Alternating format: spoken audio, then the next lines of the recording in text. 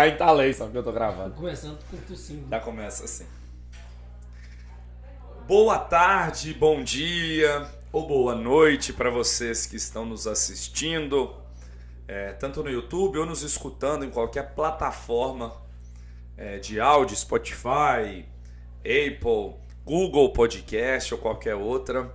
Sejam bem-vindos hoje ao 44º, falo até bonito, né?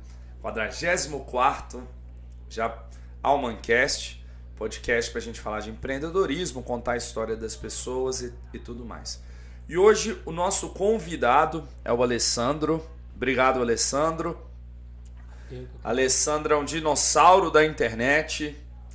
E Alessandro, já começo perguntando, quem que é o Alessandro?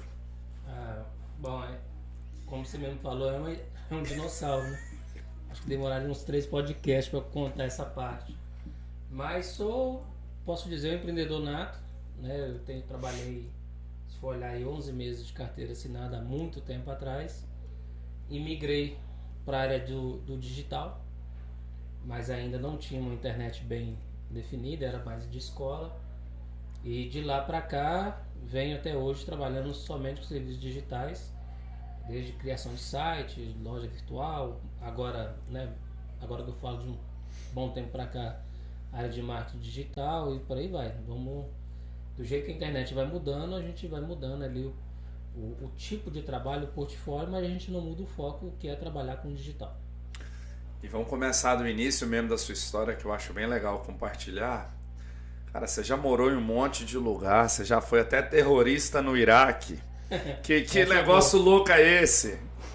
Já tive o apelido de iraquiano, inclusive alguns amigos aí no Facebook me chamam de iraquiano, das antigas. Mas na verdade meu pai trabalhou na Mendes Júnior, que é uma construtora, e ela tinha obras no Brasil e no mundo ali na década de 80, né? Eu era novo e tudo mais. Porém, meu pai, em 80, ele foi para o Iraque, ficou ali 5 anos, e de contratos renovados, né, ele vai subindo na hierarquia da empresa e pôde levar a família. Então, em 85, eu fui para o Iraque, junto com a família, mas lá era uma estrutura imensa, né? Tinha 2.000 famílias só nessa vila, e fiquei ali até 88, por aí. Foi uma das grandes fases da minha vida, porque como a empresa levava uma estrutura enorme de colégio aqui do Brasil, a vila oferecia, né, professores de vários tipos de esporte para a gente ter atividade, e à noite tinha até, como é que fala? Atividade para criança, vamos chamar assim, para sair à noite ali com uns 10, 11 anos, 12. Então, para mim, eu tenho ótimas lembranças. De lá, em 87, 88, a gente veio para Valadares, voltou na verdade, e logo em 89 meu pai foi transferido para trabalhar no interior de São Paulo, com Paraná e Mato Grosso, numa usina hidrelétrica. Então fomos para lá, aí uma nova jornada, como eu falei, a vila leva tudo, né? A empresa leva tudo, então a gente sempre tem ótimas lembranças dessas fases.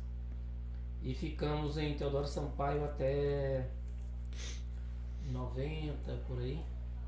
E ali eu já fiz meus primeiros cursos de datilografia e informática. Então a ideia do computador começou por ali, né? Ainda não sabia que eu ia mexer com isso no futuro. Mas ali foi o primeiro contato com a informática. Mas o que era auge nessa época eram os pais ajudar, colocar os filhos na área da datilografia e tudo mais. Então foi daí que foi o primeiro contato. Algumas pessoas tinham computador a fita nessa época, para quem não conhece. Daquele computador montado ali, um negócio bem... Não na escola, mas em casa já tinha alguns jovens ali que gostariam de explorar a área de eletrônica e mexia com computador a fita. Não, em 90, cara, eu lembro de computador na minha vida a partir de mais ou menos de 95, 96. Aí já era os DX 386, 286, 386, 486. Isso. Agora, antes disso, eu não lembro, não. Antes disso teve uma era, não é nem um tempo, uma era ainda. Porque tinha os CP, PC e XT, aí que veio os AT. AT 286, 386, eu acho que é mais ou menos por aí. Não lembro muito bem da sequência, mas muita gente lembra dos monitor verde. Uhum. Então o monitor verde era antes desses aí que você falou, de 95. 95, eu já nem lembro a idade que eu tinha. Também Mas esqueço idade fácil. Sou de 86, 95 eu tinha 9. Minha mãe me colocou num curso de datilografia, só que era, eu não vou nem lembrar onde que era aqui, cara, que era uma datilografia que você fazia jogando os joguinhos do Mario, que era um negócio bem pra criança mesmo, bem lúdico mesmo na época.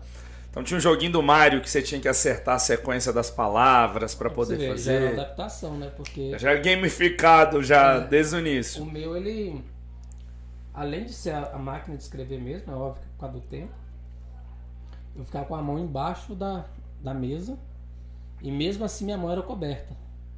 Então eu não tinha acesso nenhum ao teclado para poder realmente aprender datilografar com as duas mãos posicionada e contato zero, né? Então a prova, por exemplo, você podia errar 4 provas e eu acho que 1.500 toques, 4 toques só. E se bater os dois já era considerado um erro, entendeu? Podia ser reprovado. Então era curso mesmo profissional de datilografia. Tinha que colocar no currículo. Tem que colocar no currículo. E aí você foi evoluindo, desenvolvendo isso, até que você entrou no mercado de trabalho. Não, como os outros. Tem muita história ainda. Na sala tem muita história. Porque em São Paulo, na verdade, um detalhe que fez muita diferença, apesar de não estar ligado muito à informática. Como eu sempre desenhava tudo que você imaginar. Por exemplo, na escola o professor mandava desenhar tal coisa, eu desenhava até ela, né? Desenhava mapas, fazia tudo meu que tinha relacionado a desenho. Então ali era talvez um talento a ser explorado. E como meu pai trabalhava numa construtora, eu fiz um desenho depois de várias etapas de desenho, bicho, enfim, uma série de etapas. Eu desenhei uma casa do meu pai, que seria uma reforma em perspectiva, que é quando você faz aquela casa tridimensional. Eu fiz ela na mão. E não fiz ela parecida com a casa, eu fiz a casa mesmo, como se fosse um projeto. Aí a gente estava ainda lá no interior de São Paulo. E esse desenho foi levado na obra, meu pai ficou impressionado com isso aí e recebeu o conselho dos engenheiros que essa pessoa que desenhou, né, fez uma casa praticamente com ponto de fuga, enfim, um nome técnico lá. E isso fez diferença lá no futuro, porque de Teodoro a gente foi para São Paulo capital. E aí eu já estava no primeiro ano. E o segundo ano, geralmente, naquela época, fazia um curso técnico. E essa escolha do técnico, ela estava muito indefinida. Aí meu pai me levava em algumas feiras em São Paulo, até que foi numa feira de tecnologia e tinha muitos computadores, o pessoal apresentando aqueles maquete em 3D, aqueles negócios. Ou seja, na minha cabeça era um desenho no computador. Aí fez sentido, porque naquela época lá, você falou de joguinho e tal, aqui não fazia esse sentido pra mim. Usar o computador pra lazer. Mas, peraí, eu posso desenhar? Opa, aquilo já começou. E aí meu pai foi bater um papo com o pessoal do stand e aí falaram que aquilo ali era um programa voltado para arquiteto formado ou para engenheiro. Eu penso que seria o AutoCAD. Mas ficou na minha cabeça assim, aqui eu achei um rumo. Saindo dali por coincidência, a gente passando na frente do Colégio Batista Brasileiro, aí tinha uma faixa falando curso técnico de processamento de dados e tudo mais. Ou seja, o cara aconselhou que para mexer com aquilo tinha que ter esse tipo de curso, faculdade, coisa do tipo. E aí meu pai perguntou, é isso mesmo? Sendo isso, a gente parou e eu comecei a estudar processamento de dados. Que não tinha a ver com a parte artística, mas era chamado como se fosse uma base, né? Daí eu estagiei na Mendes Júnior, a gente chamava de CPD, centro de processamento de dados. Da Tem usina, empresa né? que chama isso até hoje. O pessoal que lança nota fiscal, o pessoal chama de CPD. É. Não tem nada a ver mais, mas é. E aí eu fiz estágio e tal, mas também não tinha a ver com a minha área. A área que eu imaginava que eu iria Seguir. seguir. Mas era ótimo. Poxa, da minha escola, falava, você tem estágio na Mendes Júnior, seria uma empresa, né, de muito renome no Brasil, porque essa obra no Iraque deixou ela muito famosa. Então para currículo ficou ótimo. E aí meus pais vieram para cá, isso já encurtando de novo a história, e eu fiquei em São Paulo para poder formar nisso aí. Quando eu vim para cá que começa a jornada, porque quando eu cheguei vindo de lá naquela época, né, vendo esse tanto de tecnologias, Isso 90 e quanto? 5. Falei assim, vendo algumas cidades assim para chegar aqui, depois eu falei assim, não, aqui não tem nada disso. É que ele me incomodou um pouco, mas mesmo aqui meu pai arrumou um trabalho para mim na área de informática, né? Antes se chamava de informática, tudo que havia computador era chamado de informática. Aham. E não era aquilo, ou seja, eu estava usando o computador para consertar e não tinha a ver comigo. Eu uso o computador para fazer, né, os meus trabalhos e não pegar o computador estragado. E aí, num dia um ex-funcionário do meu pai me convidou para voltar para São Paulo. Já foi funcionário dele nessa obra que eu participei. E ele falou assim, tô trabalhando aqui numa empresa de uma concreteira e preciso de alguém do CPD. Se eu não estiver trabalhando, tal. Como era São Paulo, só aquilo me bastava. Já tava bom. Só aquilo me bastava. Voltar pra lá. E eu voltei e aí pensa, bicho. Foi aquela jornada do herói que fala, né? Porque cheguei lá, não tinha nada disso. Acabei ficando num galpão. Passei. Não vou falar fome, né? Porque muita gente fala, passou fome para dar um sentimento de sofrimento. Mas não era. Ali, eu acabei ficando morando na empresa, num galpão lá de concreto, que não tinha ninguém. E usei a caixa de geladeira lá para poder fazer um guarda-roupa. E por causa de alguns motivos lá, mas enfim, foi um negócio bem, bem complicado durante uns 30 dias por aí. Porque para arrumar um trabalho lá em São Paulo, você tinha que ter carteira assinada e tal.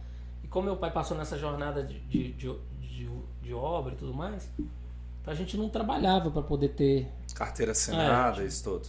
vivia. Então foi começar a trabalhar com 20 anos por aí. Então isso me prejudicou nesse sentido. Porque o pessoal queria dar trabalho para quem tinha experiência. Só que para poder chegar nessas empresas que eram de agências de como é que fala? De emprego, eu andava quilômetros, porque o ônibus não compensava. Você pega um pedacinho até aqui, daqui até aqui, daqui até aqui. Enfim. Até trabalhar numa gráfica de uma pessoa que estudou comigo. Eu fui lá imprimir um currículo, mostrei uns trabalhos que eu imprimi lá, aí ele viu, né, que eu acabei não levando a ideia do processamento de dados, acabou vendo que eu estava trabalhando com artes gráficas, né, com desenhos e tudo mais. Falei assim, opa, Deixa eu aproveitar. Conversei com meu pai, já estava assim, vindo embora, já estava para comprar passagem, se sentia super derrotado, um negócio bem, me pegou emocionalmente bem forte. Né, Mas porque o emprego lá não tinha dado muito certo. Não deu, porque eles procuravam assim, quem trabalha com Corel? Aí, por exemplo, aí você chegava lá, mas esse quem aí tinha que ter 2 anos de experiência. Entendi. Eu não tinha nenhum. E estagiário estagiário fim de faculdade, então não estava fazendo faculdade, então eu fiquei meio nem lá nem cá. Mas ele, como meu amigo, falou assim, só que eu imprimi, vim embora. E aí, tipo assim, recebi um telefonema, achei até que ele estava para despedir e tal. Aí me ofereceu essa vaga como estagiário na gráfica do pai dele, que era uma gráfica no portão da PUC. Que era uma gráfica de muito renomada, né? Aham. E disposto assim a me ensinar o trabalho. E como eu não tinha onde ficar, eu acabava tomando, comendo e bebendo e quase que dormi na gráfica, né? Fiquei ali. Mas aí que vem o empenho, né? Peguei os programas que foram ensinados e fiz dele minha vida. E aí aprendi neles e rapidamente eu, vamos dizer assim, aprendi tudo relacionado à época, né, do PageMaker, Photoshop e CorelDRAW. Mas quando eu falava tudo na minha época era tudo mesmo. Tipo assim, eu pensei se aqui eu mudo essa jornada. Então foi mais ou menos assim que eu caí para a área de, vamos chamar de artes gráficas, né? Daí para frente eu logo, vamos dizer assim, mudei, né? Consegui uma casa e tudo mais. Para bem longe do centro de São Paulo. São Paulo, para poder conseguir pagar, tem que ser longe. Só 2 horas. De ônibus. De tudo, né? A pé até um tanto, de trem até outro e a pé de volta. Ou ia de ônibus nisso aí para poder. Mas aí você economizava. Um negócio bem puxado. Mas fazendo de novo a história longa, com 11 meses eu já saí dessa gráfica e comecei a empreender. Lá na frente da PUC, depois para baixo, e aí que vem a era da internet, porque a internet estava começando a ser falado sobre isso e outras pessoas estavam fazendo um trabalho de interação que, para quem tem mais de 35 anos, vai lembrar de revistas que vinham com CDs para você navegar através do CD, que eram revistas eletrônicas. Aquilo ali era o princípio dos sites, entendeu? Então esses CDs ele era feito por software de interatividade. E aqui fez todo sentido para mim quando eu vi alguém programando assim. Porque aí eu já estava morando no centro de São Paulo e vi alguém fazendo um trabalho desses eletrônicos. Eu falei, opa, vai dar para mim aqui. E aí eu comecei a fazer CDs de casamento, CDs disso, daquilo, até criar um software de multimídia que a gente chamava, para você andar dentro de casas de mansões, navegando por fotos, mas que dava a sensação que você estava navegando.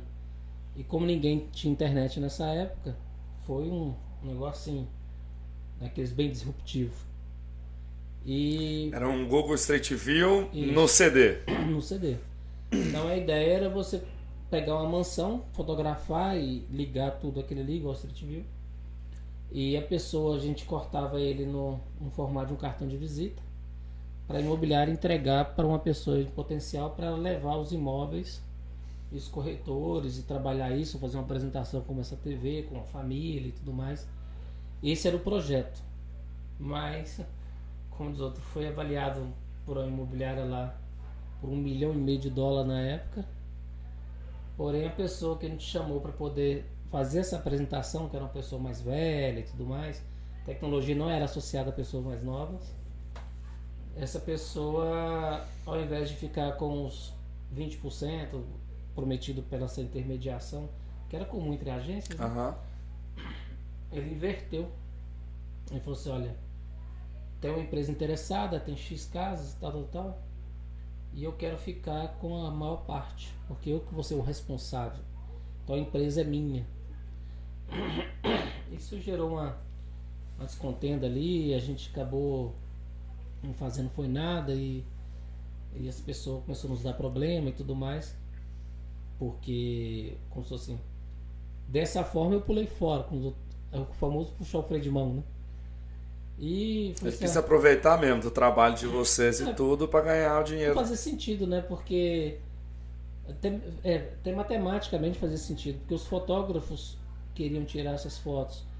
Então esse percentual para a empresa em si, como um negócio completo, não dava. E a justificativa de que a empresa era ele. Aí ficou aquele jogo de ego, né? A empresa é de quem? De quem faz, de quem vendeu, de quem apresentou. A gente também não tinha maturidade para contrapor, já que ele tinha uns 50, 60, já um cara que já foi de mercado, de né? mercado, uma pessoa, né, bem, vamos dizer, a gente o chamou justamente por isso, que é um cara muito experiente. Então foi maturidade, foi, não foi, de uma certa forma, sendo ou não sendo, todo mundo perdeu. Todo mundo perdeu. E eu vim pra cá, pra Valadares, voltei, né, na verdade. Isso em 88 para 89. E aí eu fiz uma parceria já, cortando de novo, uma parceria com a WKVE, que era um provedor, e ainda é um provedor muito grande. E nessas indicações eu falei assim, olha, eu faço o seu site, os seus negócios, e você me indica, e aí eu faço o site para os seus clientes, e aí a coisa aconteceu. Então eu acabei montando em 2000, eu fiz alguns trabalhos em 99, no final ali. Em 2000 eu montei a agência interativa, que foi considerada ali a primeira empresa do leste de Minas. Eu chamo isso com um título assim, porque a gente não conhecia nem se fosse leste ou norte, né? Até porque a internet não era tão divulgada para você pesquisar e falar assim, opa, tem uma empresa em tal lugar. Mas eu sei que aqui não tinha uma empresa. Tinha, às vezes, dessa época, nós, pessoas que sabiam, somente os programadores, que sabiam fazer um site, mas faziam um site, vamos chamar assim, praticamente um Word online. Visualmente ele não tinha. Em 2000 era no front page. Nossa. O pessoal fazendo front page. Como esse software aqui de multimídia meu era da Macromédia, ela que fez o Flash e o Dreamweaver, né? Então, quer dizer, a maneira com que o software foi projetado, eu já era acostumado com ele. Mas como mexia com o Premiere e o 3D Studio Max, então eu já tinha essas habilidades com manipular imagens tridimensionais. Então os sites que supostamente os programadores faziam, como era só para poder funcionar, os meus já tinham uma arquitetura que eu escolhesse, por exemplo, um site todo de pedra, vamos chamar assim, ou todo de madeira, com efeitos de botão e tudo mais, era um negócio muito assim, por exemplo, muito diferente. Né? Então a gente foi chamado para faculdade, para palestrar, falar sobre e tal. Então era uma coisa. E eu manipulava muito imagem. Entendeu? Eu vou entregar a minha idade. Nessa época eu já fazia no Dreamweaver. Site também, basicão, usando os botãozinhos flash, que aí você botava uma imagem para poder aparecer, ou então um degradê no botão. Isso. Esses eram os grandes efeitos. Era um negócio por aí. Isso, 2003, 2004. Que era o finalzinho do front page e o início do Dreamweaver. Exatamente. Foi quando isso foi comprado. Então, quer dizer, só que eu vinha do multimídia. Então no CD eu já fazia TVs descendo, com câmera, com um vídeo, com pan-view que a gente chamava, que a câmera andava dentro de imóvel.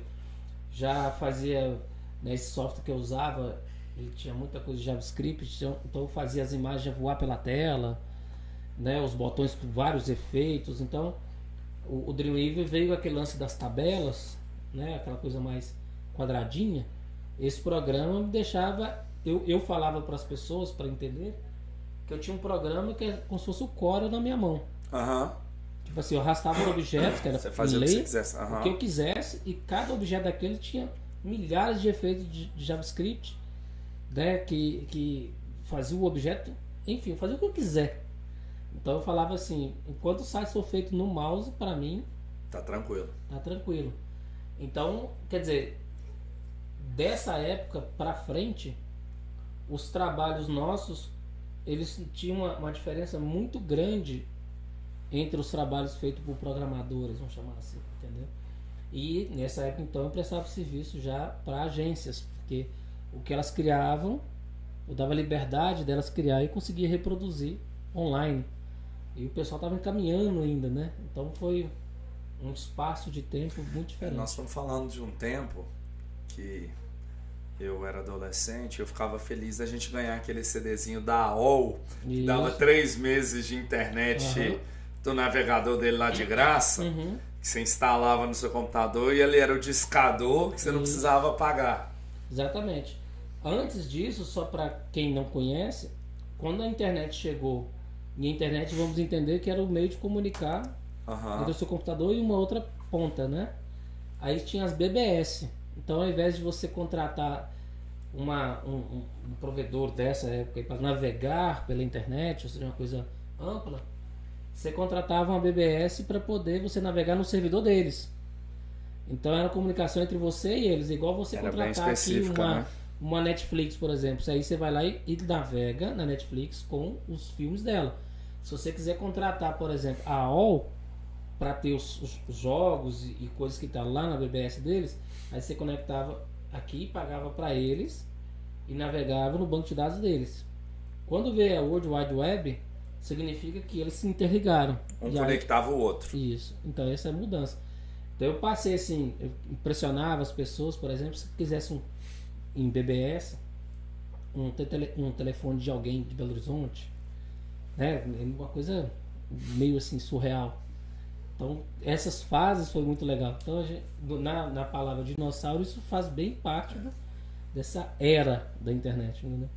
Não, isso aí, cara, quando você trabalhava nessa era, eu e muita gente que está escutando, a nossa preocupação era conectar cedo na internet para conseguir uma vaga no chat da UOL, no bate-papo da UOL. Porque Valadares tinha 3 salas, 2 salas, sei lá, e você tinha que conseguir lá entrar, porque senão você não tinha o que fazer na internet além disso. Sim. A internet era isso.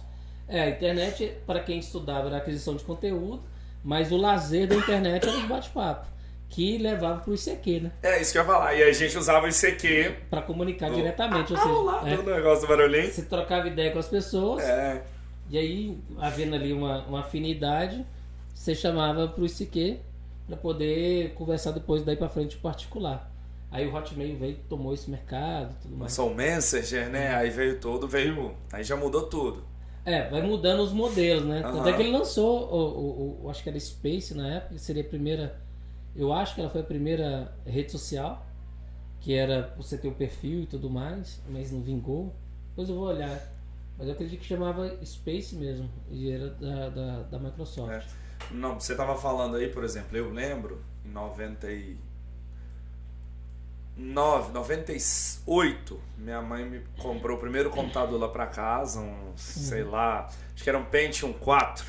Deve ser dessa época, Pentium 4. Começou com o Pentium 200 e foi... Aí minha mãe me colocou num curso de manutenção de computador. Aí aprendi tudo no DOS, né? Pra gente fazer, pra poder arrumar os negócios no Windows, quando travava, Windows 95, Windows 98. Tinha que digitar o Windows pra entrar. O Win, o MD, o barra MD, CD 2 pontos para abrir o DIR. Isso. O Edit para poder usar o Word do DOS. Que depois virou o Microsoft Word. Então eu lembro muito dessa época. Aliás, Word está. E aí, nessa época eu comecei a gostar de site, só que era muito básico. Eu vou falar que era o Google de hoje, mas eu não lembro de quem que era o dono da Geosites, que era onde que a gente podia ter um domínio para você criar um blogzinho seu. Aí já avançou. Não, já, mas isso era o quê? 99, 98, 99. Depois era dos blog. Aí veio o blog, aí já veio outras coisas. E as pessoas, e aí o Google começou a fazer, né, quando eles tiveram a ideia de indexar, porque até então você fazia, você usava o KD no Brasil e o Yahoo. Isso, o Yahoo depois comprou o KD. Que você tinha que cadastrar lá. Aí o que eu fiz nessa época, em 2000, 2002, por aí? Como eu comecei a ter muitos sites, eu percebi que muita gente acessava, né, que você tinha aqueles estatísticos, os primeiros programas de estatística, muita gente acessava o meu site para clicar no portfólio, que eu sempre deixei meus portfólios publicados. E era, na época, uma coisa que me incomodava muito, que muitos sites que eu entrava não tinha telefone, então, por padrão, meu site sempre foi assinado com endereço e telefone lá embaixo. Então era aquela ideia da pessoa achar meu site, por algum motivo, lá no Yahoo, coisa desse tipo, e clicar no meu site para poder acessar os sites daqui. Aí eu fiz o Busca GV. E o Busca GV, ele tinha a ideia de ser igual um Yahoo, que era o quê? O domínio e a descrição. Você escrevia e cadastrava no banco de dados deles. Aí eu fiz vários postagens dessas, de sites dos meus clientes, depois fiz um do Busca GV, e tipo assim, sites de Governador Valadares você encontra aqui. Aí coloquei, e eles tinham um preview do site ainda para você até escolher e tudo mais. Então ele foi muito pesquisado. Muitas pessoas bem assim dessa época às vezes lembram da empresa porque ele usava muito o Busca GV. E esse Busca GV cresceu, tendo como eu fui tendo muitos clientes daqui, Aham. eu comecei a ficar meio bairrista. Tipo assim, eu tenho que vender meus sites e como diferencial oferecer uma plataforma de divulgação. Então eu usei muito como aquela coisa, assim, aquele bônus que se fechar comigo, entendeu? Comigo você faz o site E ainda eu te dou. e aí eu te dou uma plataforma para você divulgar. E como eu fiz, por exemplo, vários sites de imóveis, que nessa eu estava dominando o mercado de imóveis com uma outra parceria. Vários sites de carro, de revista online e tal. E eu tinha acesso aos bancos de dados, eu mesclei esse banco de dados Você linkava. e aí eu fiz um portal similar, na minha época, similar, eu falo de intenção, igual um UOL. Tipo assim, na página Aham. tinha você entrava lá e tinha de carro, site, você lia uma revista e tal, tudo esses parceiros clientes meus. E uma coisa interessante, que até isso saiu até nos jornais de Minas, através de uma ideia de um parceiro, a gente colocou uma câmera, né, que eu ficava num prédio, filmando a Ibituruna, para poder transmitir online na Ibituruna, para que o pessoal do Voo Livre pudesse ver como está a Ibituruna As hoje, condições, as aham. condições, né, visuais dela, para poder vir para o final de semana e tal. Isso também deu uma audiência. Com essas câmeras a gente foi para a Expo Leste e fizemos a primeira empresa a transmitir uma feira online. Isso tudo foi dando mídia junto com a história do negócio, entendeu? Então, com os outros a gente estava subindo de elevador, vamos chamar assim. Você também estava na primeira transmissão de funeral online, não? Então, essa daí, quando veio a ideia de transmitir online, porque foi muito engraçado. Para quem nos escuta e não tá, nós somos de Valadares, onde tem muita gente nos Estados Unidos. Isso, Então já fazia sentido naquela época isso. exatamente. Então, dentro dessa sua fala, eu entrei numa feira, naquela mesma feira, né, que eu conheci de nome aquela, que eu vi os negócios, chama Fenasoft, e vi que eles estavam com câmeras, só a foto de agora, mas não tinha aquela sensação de estar transmitindo. transmitindo. E percebi que eu podia fazer um tipo de trabalho numa telinha, tipo questão de pop-up, que eu podia dar refresh rápido. Aham. Então a mesma coisa que ele usou para tirar a foto, eu tirava a foto de uns segundos, mas dava refresh, daí dava sensação de movimento. Tipo Por um, isso que um GIF entre aspas. Isso, um GIF montado online. E por isso que a gente falava de feira ao vivo. Que na verdade era um refresh de foto, né?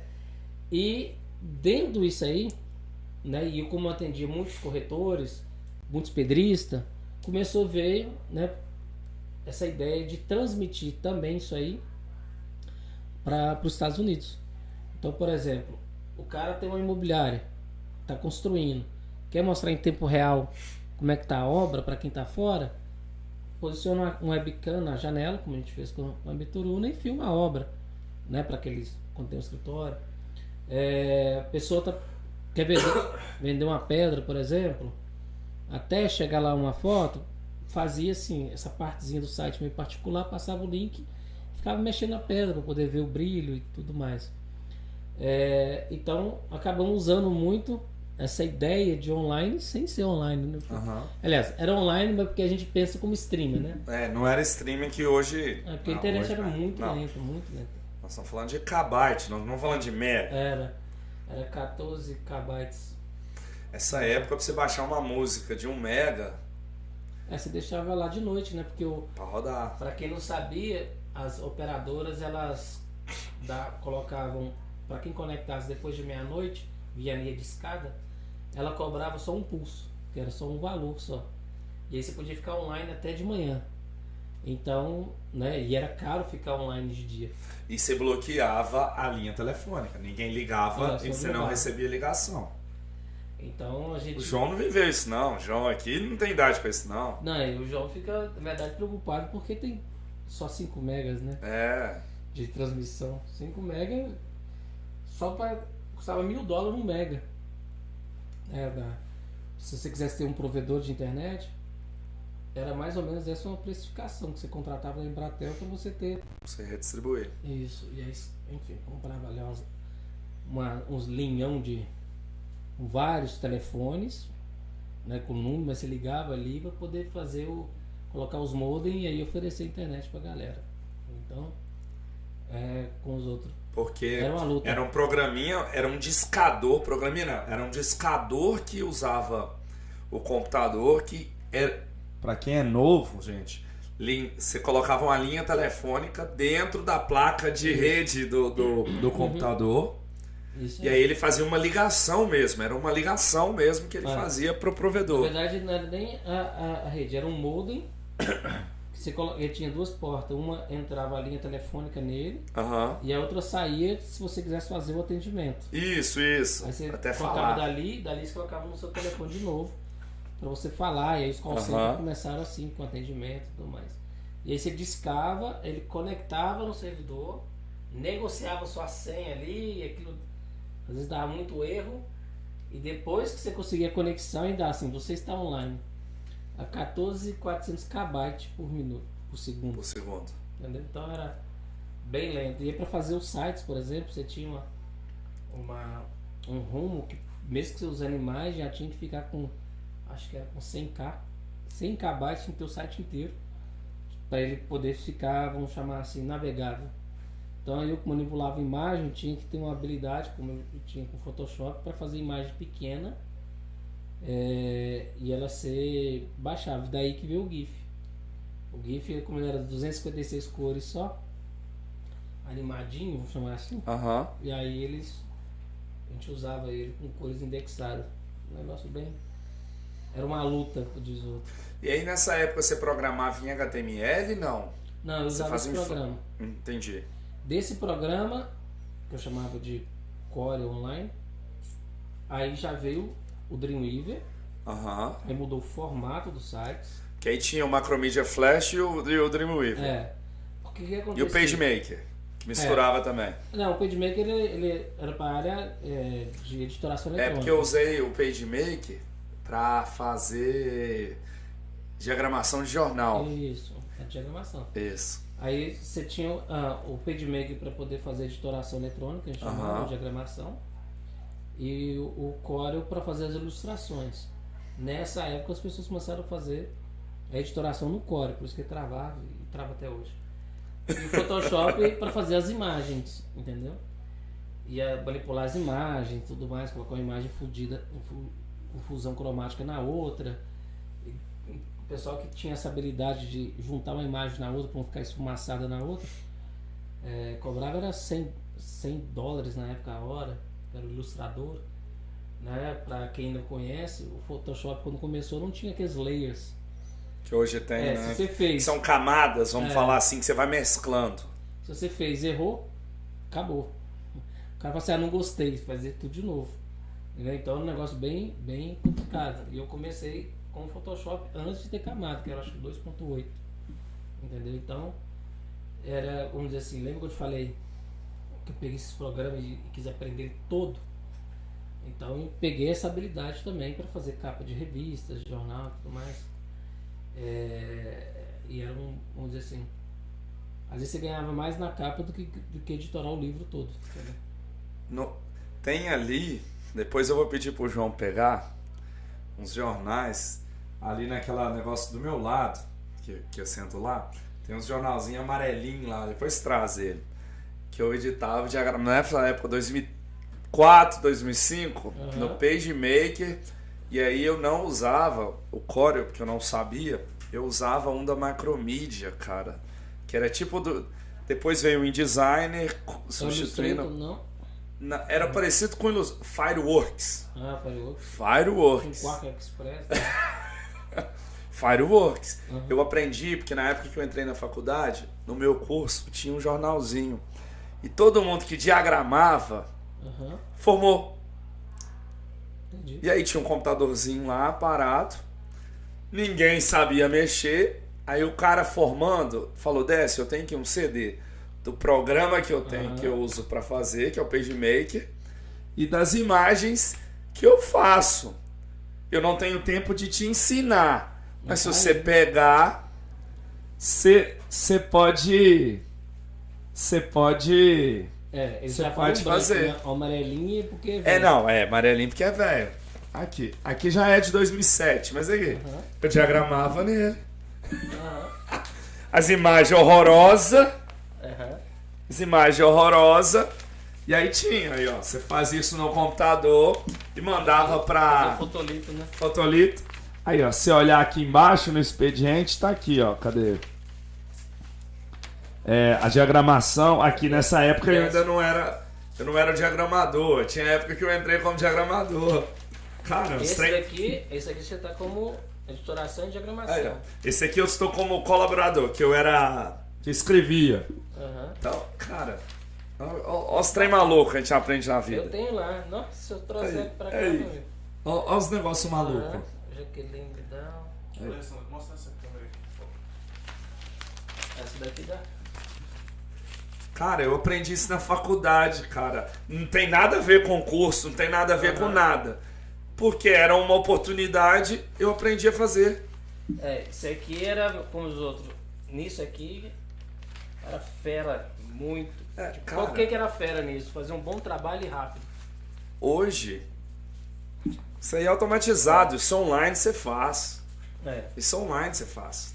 Mas tanto é quando eu vim de São Paulo, o que eu trouxe de lá de trabalho, porque o que me sustentou essa jornada de vir de lá pra cá, já que eu abandonei esse lance do CD e tudo mais, era justamente os jornais da PUC que eu fazia, igual você tá fazendo.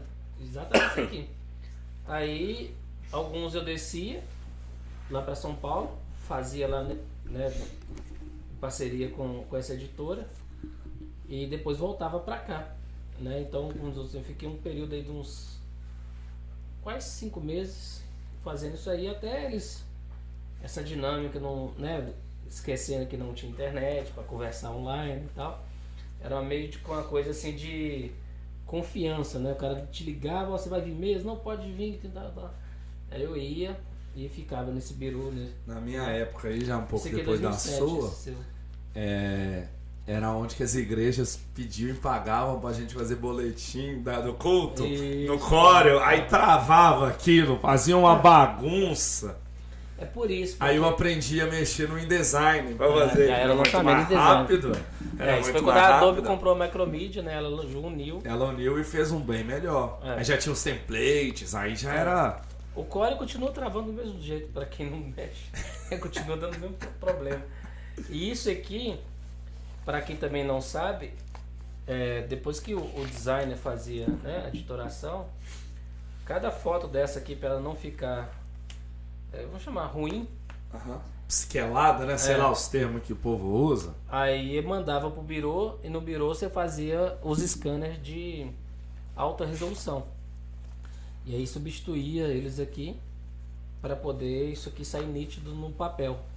Então esse foi um dos trabalhos que eu fazia naquela época à noite, trabalhar numa editora para poder fazer isso aqui, né? Já que as agências, mesmo a agência grande, fazia lá do jeito dela lá, só para colocar aqui e depois mandava pro birô, aí fazia o scan em alta e o profissional tinha que substituir no Corel ou no PageMaker ou no Quark Express essas fotos nítidas para ir pro birô de fotolito, que também éramos nós. Se você acha que o Corel te dava problema fazendo, toda hora que você imprimia um fotolito desse, meu filho, essas fontes estragava tudo. Meu trabalho era para ficar de 7 às 11, eu ficava de 7 a 4 horas da manhã mexendo com isso. Mexendo, e 7 horas tinha que estar voltando para trabalho, tudo por causa do Corel. Aí eu apelidei de Corel Droga. Mas mexe até hoje, tá? E aí, essa transição sua, vamos falar, internet mudou, o mercado mudou. Eu gosto muito do ano de 2004, que foi o ano que o Orkut entrou. Isso. E aí, o que a gente usava de Google para estudar, pesquisar, tudo, já virou uma era do relacionamento online. Internet 2.0 que chamava, onde a gente gerava o próprio conteúdo. Isso aí. Então flogão, blogão, essas loucuras dessa época. Google AdSense para você ganhar dinheiro com o seu site. Então, isso foi mudando ali no início dos anos 2000. Eu gosto do ano de 2004 porque foi Acho que foi em fevereiro de 2004 o Facebook. Um negócio assim, final de 2003, início de 2004. E aí todo mundo mudou o jeito de consumir. Sim. Internet. Porque a internet, você, vamos dizer assim, você ia pra internet e lá você consumia o conteúdo e voltava Isso. sua vida normal. Assim. Nessa época, para eu poder vender um site, eu ia até a empresa e mostrava o que um site faz para a empresa dela. Desde know-how, a colocar o conteúdo, que eu já fazia isso com o CD. Né? Então, para mim era mais fácil bater esse papo de interatividade. E geralmente os caras não queriam. Né? Falavam assim, isso não serve para mim, minha empresa não está com esse nível, né? E isso, para quem está nos assistindo, é essa mesma onda, ou mesma época que vocês estão ouvindo falar de metaverso. Você sabe que está na Globo, sabe que está ali, está aqui, mas você mesmo não sabe exatamente o que é. Então o site era a mesma coisa. E esse foi o gancho que eu pegava para falar assim, então eu vou aí te explicar o que é o metaverso. Para eu te ensinar e mostrar. Na verdade, te mostrar que o dia que sua empresa precisar trabalhar com, aspas, o site, ou na nossa brincadeira aqui no metaverso, você já sabe que uma pessoa aqui da nossa cidade, em Valadares, ela já sabe fazer. Então a ideia era meio que apresentar que era possível fazer e aí desenvolvia ali um orçamento, né? Ele via que não era um bicho de 7 cabeças, e eu também apresentava isso como uma coisa muito simples. Eles achavam que eles tinham que entender disso. Então, durante um bom tempo, até 2010, por aí, eu falava que eu criei a minha onda para poder surfar nela. Então eu falava nessa época que eu vendia site, vendia ideia. De 2010 para frente, 9, 10, aí as pessoas começaram a me comprar site. Entendeu? Aí isso muda muito, até o preço muda muito. Quando alguém te procura, quando você procura uma pessoa. Com certeza. Então eu já não precisava mais explicar o site. Aí eu só precisava explicar como eu vou fazer e como nós vamos usar ele. Então mudou. E aí começaram a ter várias empresas dessa área, desse ramo, na área de desenvolvimento, aí chegou várias tecnologias, por aí mais. A era do compartilhamento, né? Então, desde conteúdo compartilhado, como o próprio carro, o Uber, Airbnb, tudo essa época de 2009, Facebook, depois do filme, né? Ficou muito famoso no Brasil, as pessoas acharam que tinha um brasileiro envolvido. Hoje ele ganhou tração aqui, né? Mais ou menos por aí. E então isso tudo mudou o nosso negócio, mudou toda a forma, né? Veio as plataformas, né, que não cobravam mais, igual o WordPress, por exemplo, você podia usar, que era gratuito, muita coisa gratuita, né? Muitas plataformas de fazer site, então realmente aí é uma nova história. Aí muda tudo de novo para poder fazer. E aí depois o Facebook já até tinha, porque o foco do Facebook não era tanto em vender no início. Era comunidade, era os textão lá de depoimento. Era o Orkut. Então você tinha isso. Mas aí o Facebook começou a mudar, as pessoas foram migrando, trabalhando. E aí começou a vir muito o perfil da empresa, começou a mudar muito essa questão. Vi muito comercial mesmo nesse ponto.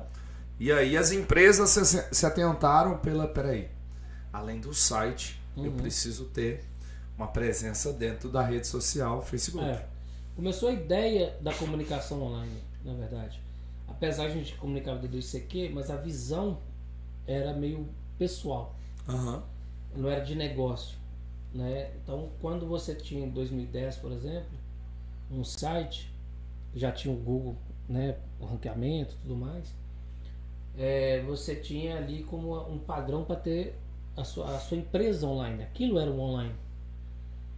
Quando veio a era de essa década das redes sociais, aí fez o inverso. As empresas entenderam que elas tinham que ter só as redes sociais, que a internet era as redes sociais.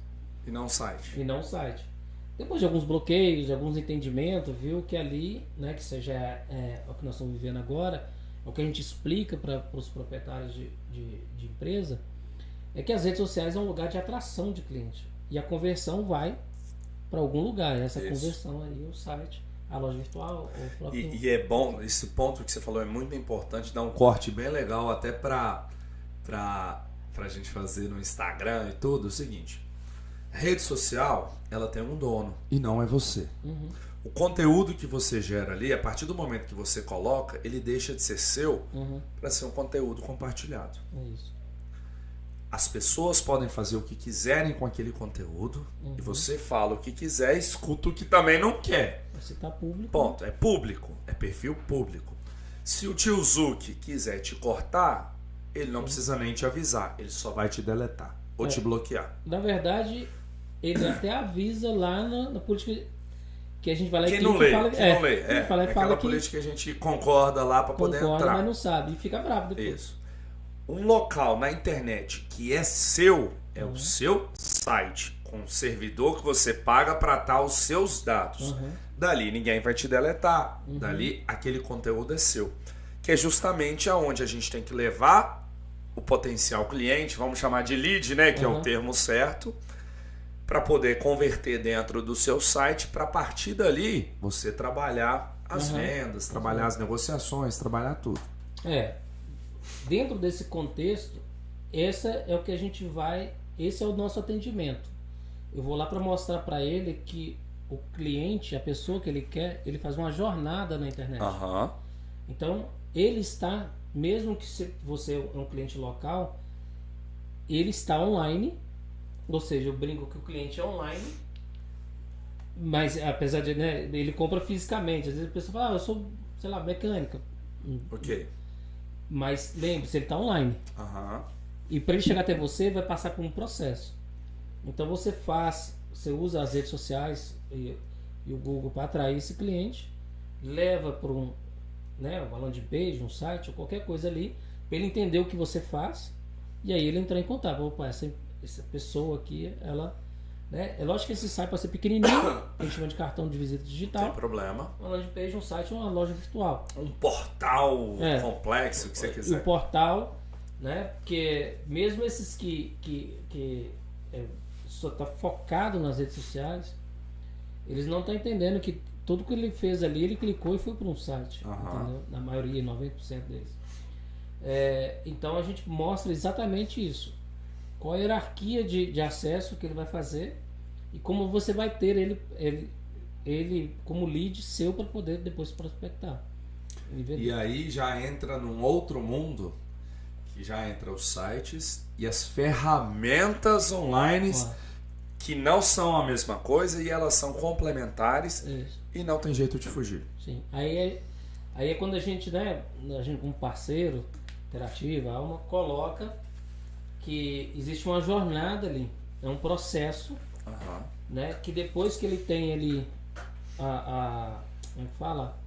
Você tem o lead, né, o interesse, a levantada de mão, aí para te ajudar, você tem outras ferramentas para poder suprir esse lead de informação, ir esquentando ele, e mandando mais informações para ver se ele está interessado no produto A, B ou C. Quando ele clica, que ele vai... E aí fazendo até um marketing gratuito, para quem tem interesse em aprender a vender assim, aprender a trabalhar desse jeito com ferramentas, todas as terças, eu e a Alessandra, a gente vai estar em lives gratuitas de conteúdo gratuito, ensinando a fazer. Isso. Não só o podcast bate-papo, mas mostrando como é que funciona. Aí vai ser o Clube de Vendedores, aqui no canal do YouTube, redes sociais também. Vai ser focado nisso. Quem seguir vai aprender o passo a passo, né? Vamos fazer uma brincadeira aqui.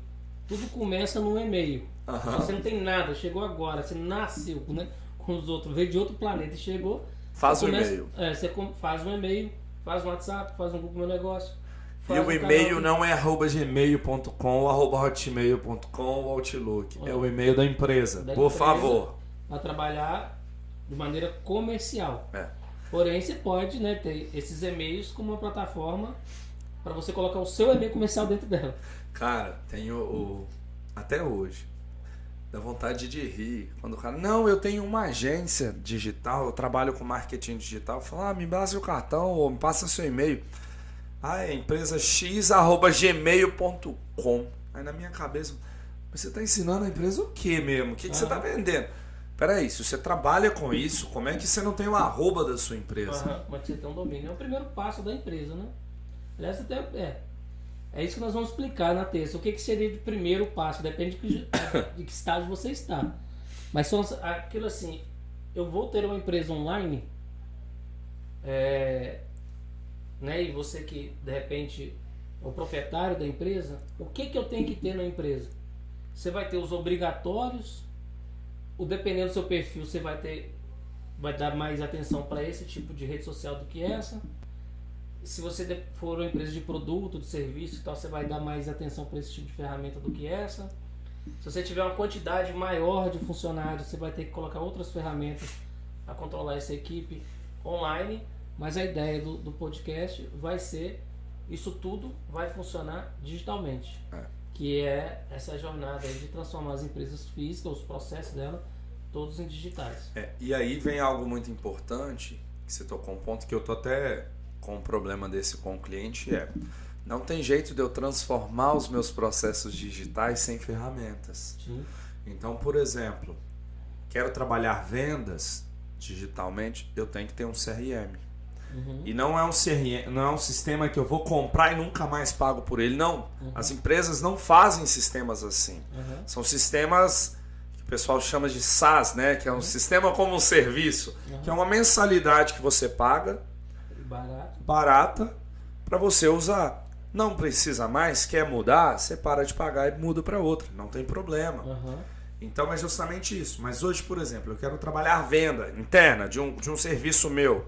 Cara, eu tenho um CRM que eu vou colocar as informações, que eu vou trabalhar ali, monitorar as informações para integrar os setores, integrar os processos para fazer ele funcionar, para fazer ele vender. Sem o CRM, eu vou ter que fazer isso na mão.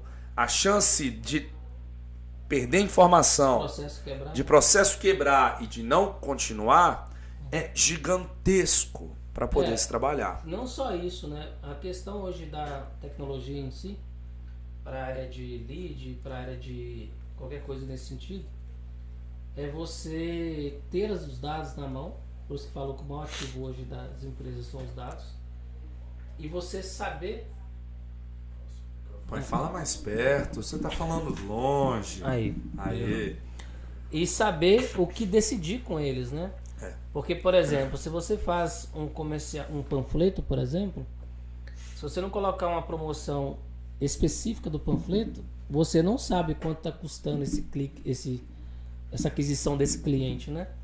Quando você vai para todas essas plataformas que a gente colocou, você vai ter consciência de qual quantidade de pessoas que visualizaram, quantidade de pessoas que entraram. Se elas viraram um lead pelo CRM, ele vai te avisar que você tem que dar retorno para ela. Se você marcou que é para vir na quarta, ele vai te avisar quarta-feira. Se você passou ele de um processo de captação para um orçamento, você vai ter a listagem de que você enviou o orçamento. Se você enviou o orçamento para a pessoa e a pessoa não fechou, ou fechou, você vai ter essa separação. E por que isso é importante? Porque você decide tudo isso em 30 dias para poder faturar. E se você esquece disso aí, às vezes o cliente vai me liga na terça. Aí você não liga mês que vem, quer dizer, às vezes você perdeu o time. E o CRM ele é muito importante. Cara, eu sou apaixonado com CRM como conceito e como ferramenta. Justamente por isso. Você pega um time que já vende na mão, que usa o sistema normal de venda de uma empresa, de lançar pedido e tudo. Se você bota um CRM ajudando eles a melhorar os processos, nós estamos falando de aumento de 40%, de 50% na venda, sem adicionar nenhuma pessoa, só mudando o processo. Do sistema te avisar, do sistema pontuar, de você automatizar do próprio sistema, na hora que você muda o cliente dele, mandar uma proposta automática, ou mandar um zap lembrando da pessoa, falar, olha, vamos fechar? Automaticamente. Se ele estiver ligado a um e-mail marketing, ele também começa a mandar campanhas para as pessoas, independente de estágio de compra que ela tá. Aí já é um processo um pouco mais complexo, mas tudo isso a ferramenta faz. Tudo isso. Se a sua empresa tem, né, uma captação muito grande de lead, certamente você vai precisar disso ou já está usando isso? Porque é meio difícil não usar. E usa sem saber muitas vezes. E uma coisa importante que fica como dica, muitas empresas que a gente conhece, principalmente através da Alma ali, elas não vendem para os próprios clientes. Elas ficam nessa ideia de novos clientes, é um custo caro atrás dele, e às vezes ela não vai no próprio portfólio dela, pega o CRM dela, vê para quem ela vendeu ano passado e trabalha de novo. Ele é mais fácil, bem mais barato vender para ele. Muito mais fácil. Tem um exemplo grande que eu uso aqui, que foi a pesquisa de satisfação de um cliente de material de construção que a gente tem grande, que eu implantei automatizado. Então toda segunda roda. Cara, a recompra, ela é gigantesca. Sim. Ela é gigantesca. Tem para alguns setores que ela vai impactar muito no faturamento da empresa. Você pergunta pro cara se ele está satisfeito ou não, ele nem te responde isso, ele te fala: me manda mais tal coisa, tô precisando de tal coisa, porque ele não vai lembrar de te pedir, mas você chamou ele, ele vai ali e te chama. Então, independente se você vai vender um curso, vai vender uma casa, vai vender um carro ou qualquer um serviço, o CRM ele serve para te ajudar a gerenciar aquele relacionamento e para te ajudar a ter um aumento na sua conversão da sua venda. Sim, porque é caro você ter, ainda mais, voltando àquele lance das redes sociais como um lugar de você atrair a pessoa para dentro da sua empresa, com essa quantidade, 2020 para cá, principalmente pós-pandemia, quantidade de pessoas, de empresas que estão anunciando, que estão captando, esse lead ficou muito caro, o lead real, o que eu chamo de lead real? Você mostrou para 1.000 pessoas, 10 clicaram, só 2 preencheram o formulário. Então os dois. Se você gastou R$100, gastou R$50 em cada um. Por pessoa. Entendeu? E se você não joga isso aí para uma pessoa específica, eu não falo assim, nossa, 50 quanto custou esse telefone aqui, e não joga às vezes numa ferramenta ou num setor e fica no pé, você está usando as redes sociais para queimar bastante dinheiro, entendeu? E às vezes a pessoa não percebe. A internet ela pode ser barata para conquistar com clientes, mas ao mesmo tempo, usando mal feita, ela fica muito cara. Sim. E ela o cara não faz essa matemática. Né? Ela não vai dar resultado. Porque hoje, vamos lá, você tem na sua cidade 10 barzinhos à noite pra você ir. Quando você vai para a internet, os 10 viram milhões. Porque não só o barzinho do seu bairro vai te chamar, mas da cidade inteira. Na capital, por exemplo. Se você não tiver um estrategista que pelo menos vai anunciar em volta de você, você começa a gastar até para quem você não... Que não vai ser cliente seu. Na internet, se você não delimitar o seu público, vamos falar assim, quero atingir o meu bairro. Cara, você vai gastar dinheiro aleatório com pessoas que nem são da sua cidade ou do país, porque vai estar aleatório na internet. E aí não vai ter resultado. E é muito comum. Demais. Quando você pega para fazer uma consultoria, por exemplo, de quem trabalha com anúncio, primeira coisa que você identifica é quem é a empresa, quem é o público dela no bate-papo, para quem tem condições de vender. Igual eu estava com um cliente que vende cama de hospital. Olha o peso daquilo. Várias cidades têm aquilo. Então, vai fazer um anúncio desse para Belo Horizonte, por exemplo, talvez não faça sentido. A não ser que não tenha público aqui, mas teoricamente tem que fazer para aonde você consegue entregar mais barato do que a tal cidade que concorre com você. Com certeza. Porque às vezes senão você anuncia até para estados diferentes e o imposto de um para outro não vale a pena. Aí você concorre. Você gasta dinheiro à toa. Você tem as grandes redes que estão tudo com marketplace, que são especializadas naquilo, que o Zezinho coloca o produto dentro da Americanas e vende mais para sua cidade do que você, porque ele sabe usar a ferramenta e você não. Sim, e isso são ferramentas. São ferramentas. Que para fazer essas integrações com os marketplaces, você tem que baixar o estoque de todo mundo. Você acaba cansando e fala assim, não, isso é difícil. Não é que é difícil, são ferramentas. E te dar trabalho, vai gastar tempo, não é do noite pro dia. Você sair do zero e começar a vender online, não é... Peraí, vou gastar agora 4 horas, vou dormir mais tarde, vou fazer... Não é. Pode acontecer? Pode. Se o preço dele estiver bem abaixo, do que é comum e indexado, o Google vai mostrar e não tá tem tudo problema. bem. Mas não é o normal. e te dá um trabalho, e é necessário usar bem as ferramentas, porque vai ficar barato para você vender na internet.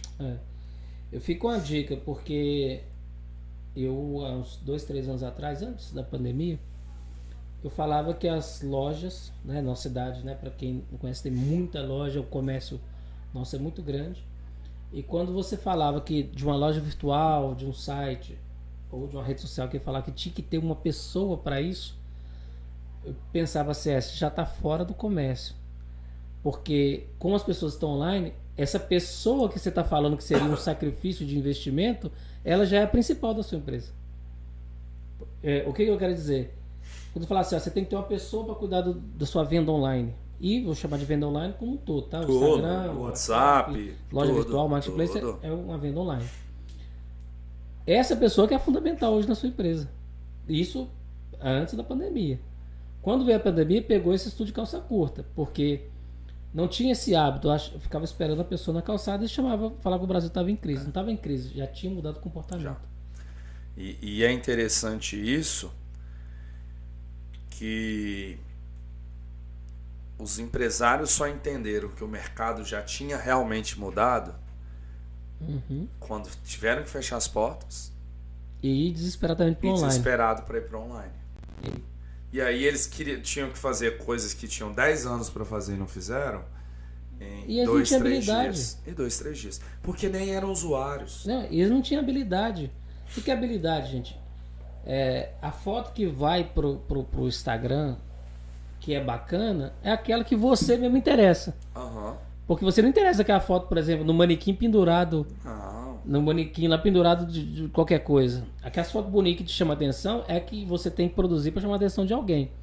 O atendimento, né, online, a estrutura de atendimento, a pessoa não tinha essa habilidade. Aí o concorrente tinha. O concorrente é muito mais dinâmico, aquele que começou antes. As ferramentas, ele já testou, ele já errou. As ferramentas, né, de um bot de atendimento ali, na hora que a pessoa chama no Instagram, fala, oi, tudo bem, tal. Quer dizer, o cliente se sente atendido e às vezes é só uma configuração do próprio Instagram, mas já segura aquela atenção ali.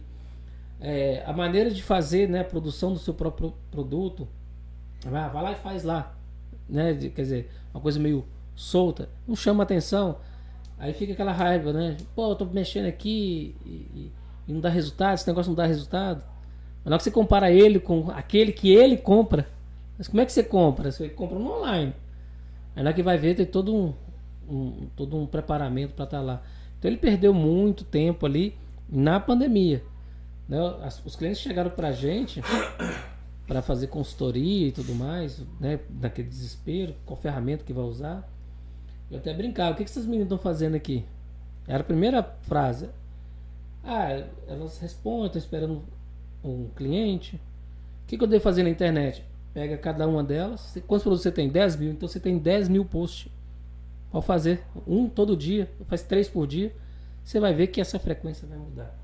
Mas post bem feito, obviamente, do critério visual, né? E o atendimento. É toda uma estrutura. Mas só para você entender assim, que a pessoa achava que alguém teria que fazer aquilo. E a empresa está com as funcionárias paradas. E agora mudou de novo com o fenômeno do TikTok. O Instagram teve que mudar. Tá então agora é as dancinhas, é as músicas e é vender os produtos com essa ferramenta. Para quem, né, não está vendo hoje, né? O feed novo do Instagram tá chegando aí com a cara do TikTok. Né, que vai exigir mais criatividade ainda para segurar essa audiência para sua marca. Então hoje, por exemplo, o Instagram não entrega uma imagem como entrega um vídeo. Então é trabalhar técnicas de usar a foto como vídeo. E trabalhar, mudar a cara, é mudar o jeito. E isso é ferramenta, isso é teste, isso é tempo. Por isso que eu te falei, a pessoa, o funcionário dessa empresa, ela não tem esse tempo mais para atender quem chega na loja. Já tem que existir, em todas as empresas que estão nos assistindo em 2022, já tem que ter uma pessoa online. Não é uma agência, não terceiriza esse sucesso, é uma pessoa da empresa que tem essa habilidade para atender e mexer com o online. Ela não mexe com nada na empresa física, só com online. Desde ter uma agência para dar o suporte em criatividade, em tendência, em ajudar a criar um conteúdo, mas pessoas seguem pessoas. Isso aí. Não isso segue aí. layout.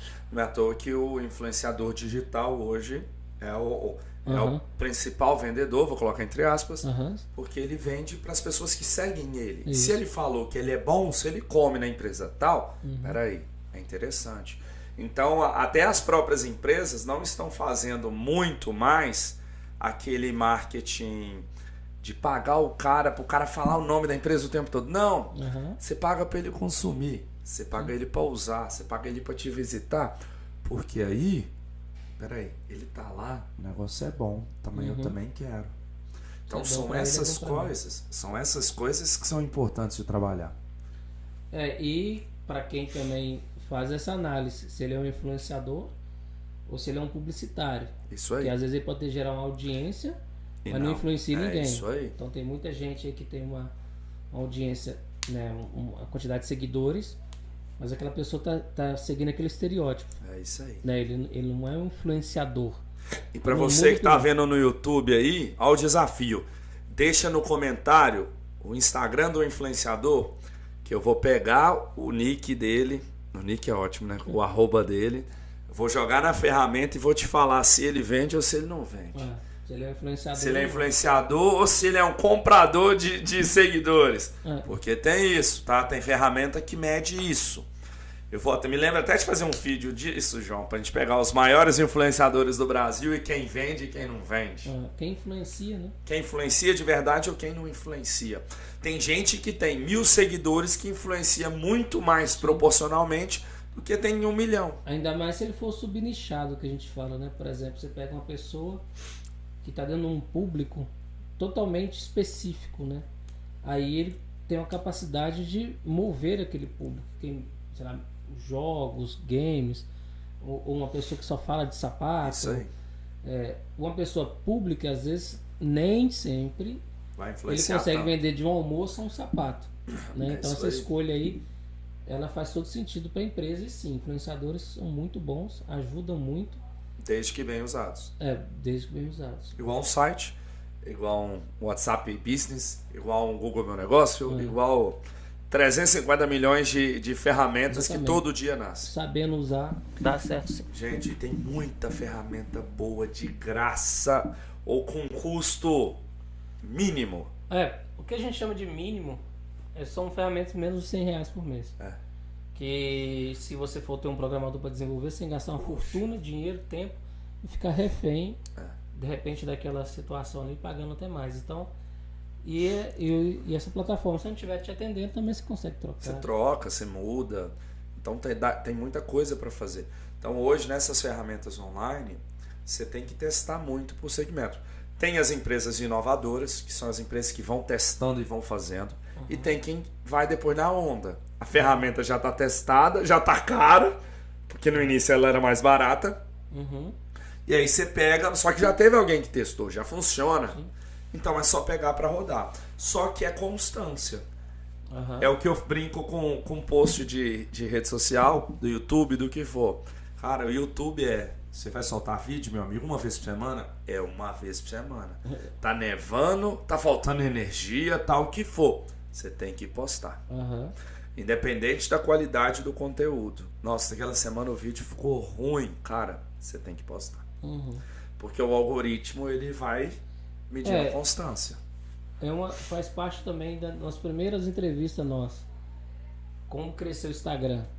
Trabalhe para ele. Isso aí. Ou paga para ele trabalhar para você. Não tem outra regra. Um ou outro. Ou você faz parte do Instagram e ele te ajuda, porque você ajuda ele primeiro. E ajudar ele é segurar a audiência do Instagram para quem está visualizando, ou seja, fornecendo conteúdo de valor. E que é conteúdo de valor? Que ajuda alguém. Como é que ele sabe que ajuda alguém? Pelo tempo que a pessoa fica vendo o que você faz. Ele soma as horas. Opa, aí você trabalha para mim. Vou botar então mais pessoas. eu tenho interesse em ajudar. Isso aí. Agora, se você quer ganhar tempo para mostrar seu produto, é obrigatório? Não. Aí você vai paga. pagar. Você quer rápido o resultado? Cara, paga. Simples. É uma troca. fácil. É uma troca. Fácil de entender. É uma troca. Ou você trabalha para ele gerando conteúdo que as pessoas ficam fixas nele, ou você, tudo bem, fala assim, não tem esse tempo e tá tudo certo, tá, gente? Isso não é nada de certo ou errado, vou pagar. E tudo bem, você contrata uma agência, faz um vídeo top, que chama atenção, vai ali, coloca crédito nele e ele vai trabalhar a estratégia que vocês criaram. Por exemplo, a gente está no podcast, nós estamos 44 episódios com hoje. Ninguém vê a estrutura por trás. Então nós temos ali uma câmera principal que é 4K. Não vou nem falar preço, senão eu desisto do resto. A outra ali é uma câmera mais antiga, mas também que na pandemia ficou muito cara. Aí nós temos ali o João num computador que tem que ter placa de vídeo, placa de tudo conectada nele, que também não tá barato. Aí a gente tem o áudio, a placa de áudio. Aí tem a placa de captura de vídeo.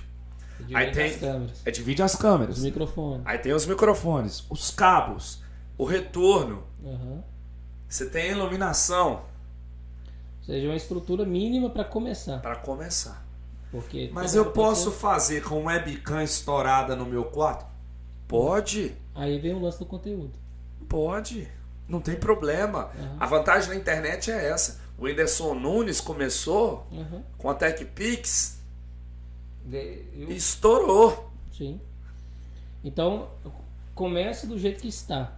E não espere ficar pronto para começar, não. Comece para depois chegar onde você quer chegar. Exatamente, mas a frequência aí é o grande segredo. É a chave do sucesso. É a chave do sucesso. O conteúdo bom e frequência, o Instagram começa a trabalhar com você. E aí, né, vem as estratégias.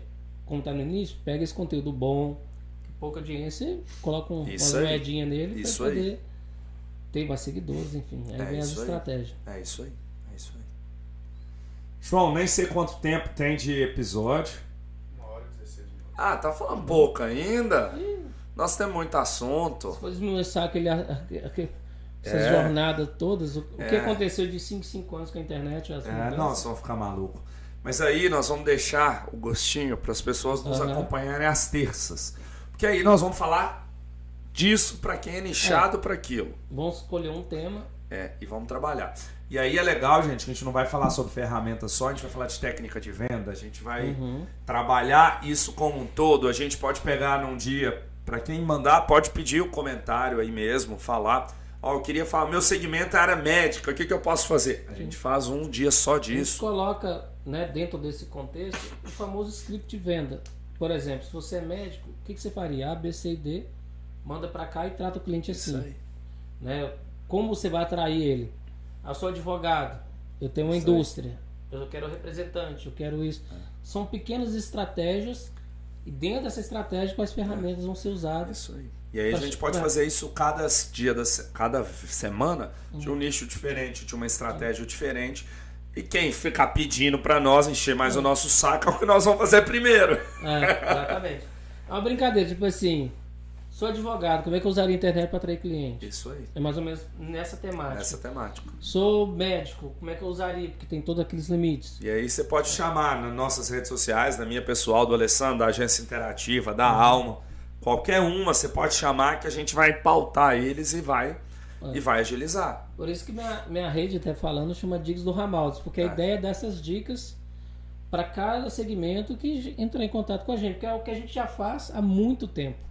Né? Porque, só para voltar um pouquinho, como as pessoas não sabiam o que era um site, então eu já chegava com para você ter um site de X, esses são os links interessantes e essa é a forma de usar. Então a gente já vem dando esse tipo de direcionamento para todos os setores, de vender até boi, que a gente trabalhou com tudo, a gente já trabalhou com vários segmentos, por isso que existe essa somatória de experiência. Hoje na internet, se você quiser vender um boi, você vende. Se você quiser vender a picanha argentina, uruguaia de R$1.000 o quilo, você também vende. Tem público para todo mundo. Hoje a internet ela é quase democrática, ela não é totalmente porque não chegou para todo mundo, né? Porque você precisa no mínimo um celular, você precisa no mínimo um computador para poder utilizar. Mas isso tá fazendo. E aí é um papo para outro episódio, aí já nós temos papo para tudo, para a gente continuar. Beleza. Então manda aí as sugestões. O segmento que a gente vê que tem mais, né, que teve mais pessoas falando, a gente inicia com ele e vamos tentar ajudar essas pessoas a formar, vamos chamar esses pequenos pacotes ou procedimentos, o processo. Desde captação do cliente, conversão e manutenção desse cliente. Gente, nós vamos desenhar o processo para vocês mesmo. Pegar um programinha que a gente tem e desenhar. Faça isso, faça isso, faça isso. Se você quiser depois pegar e aplicar, você consegue fazer. Só para quem acompanhar, né? Aí você vai ter o download. Para quem não acompanhar lá, nós vamos entregar também assim. Não, não, tem que ficar mais difícil, né? Para poder fazer. Para a gente poder trabalhar. Alessandro, muitíssimo obrigado pelo seu tempo. A gente que agradece.